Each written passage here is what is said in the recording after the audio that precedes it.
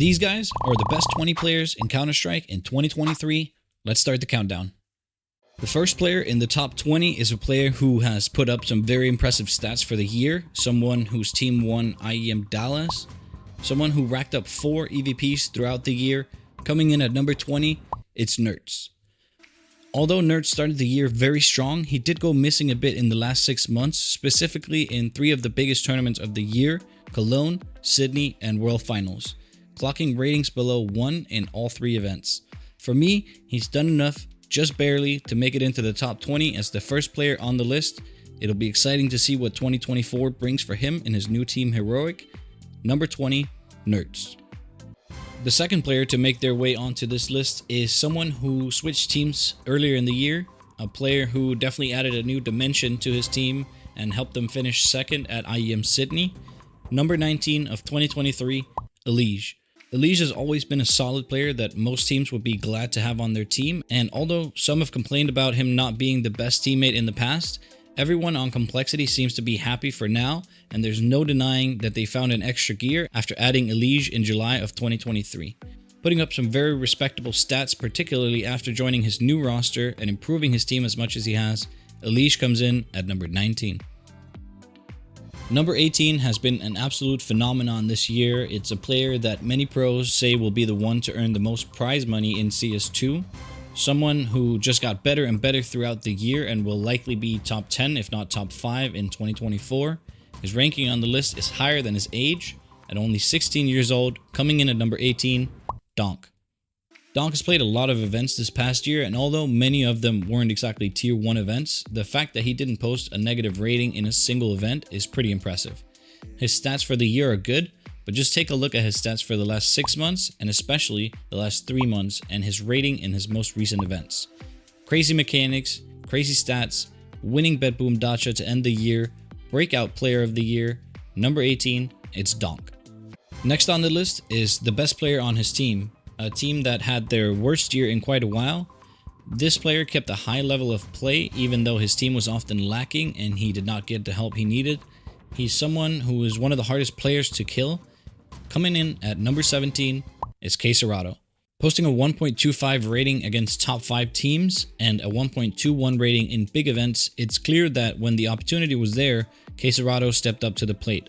Unfortunately, those opportunities were too few and far between for Furia this year, and with Queserado also having multiple bad events including the Paris Major, I unfortunately can't justify putting him any higher than number 17. At the 16th spot is a player who had a great tournament in Kato where his team finished second. The team also placed second in Rio, third at the Paris Major, third in Dallas, and they won the Spring Finals where this player was the MVP. All of that is now already ancient history as this player made an already notorious team change. Coming in at number 16, Jabby. Jabby has incredible aim and one of the highest headshot percentages in the game, and although his stats may not be A1, that is in large part due to his roles. He's only 20 years old and I definitely don't think we've seen the best of him yet. I'm excited to see what he can achieve in 2024, especially if Astralis can get their shit together and start winning tournaments again. The next player is someone who is great in the clutch, and much like any diamond, he shines under pressure. Unfortunately for him though, he had no LAN wins in 2023, and overall it was a tumultuous year for this player, ultimately leading to him switching teams. At number 15, Shiro. He posted a 1.21 rating against top 5 opponents, so although you'll sometimes see him getting worked up and slamming desks, it's clear that Shiro is usually playing well in the matches against top opposition. It'll be exciting to see what 2024 holds for him with his new roster at Spirit looking very interesting with Shiro, 2 young stars in Donk and Sontix, a Magix who performs well, and all under the leadership of veteran Chopper.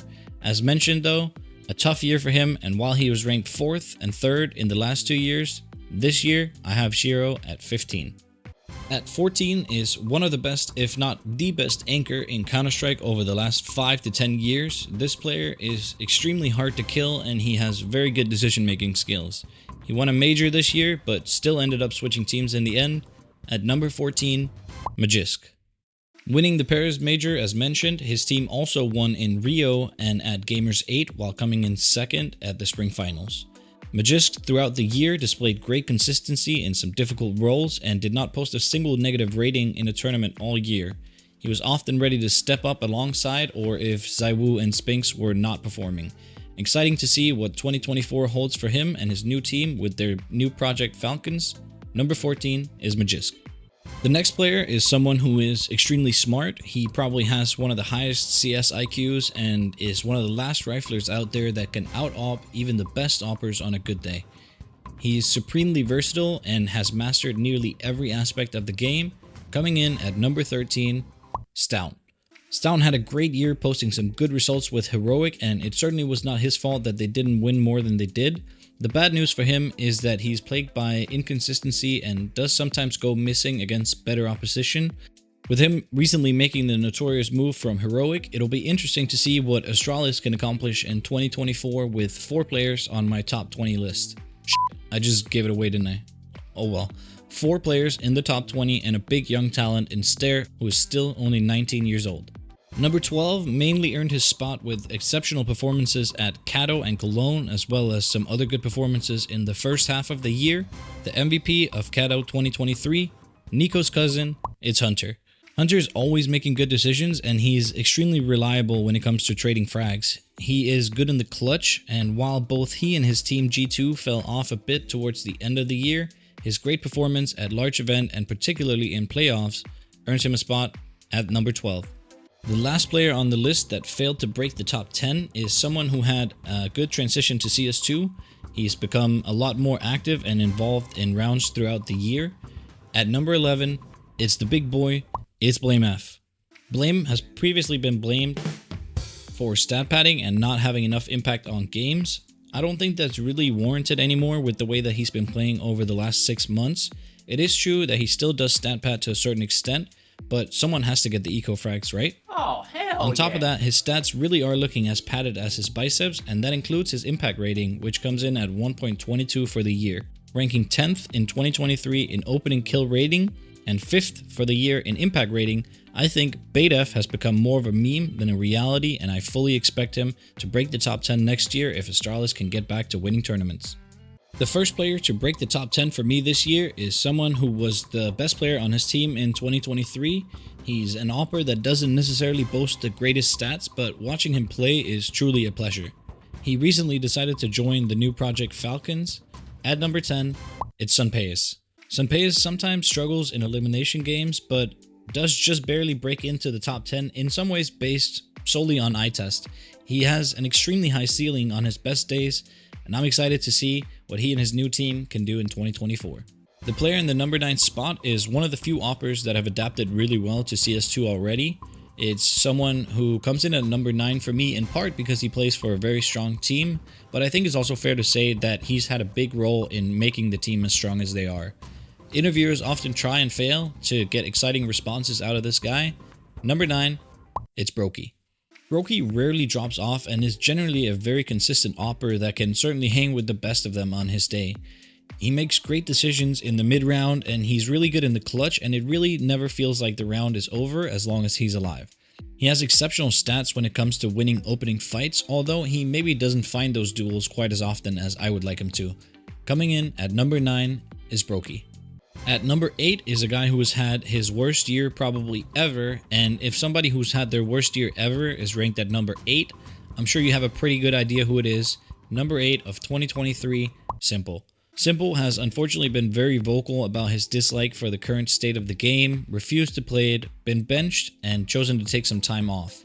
It's a shame that he hasn't risen to the challenge of a new game, even if it is in some ways not perfect, at least yet.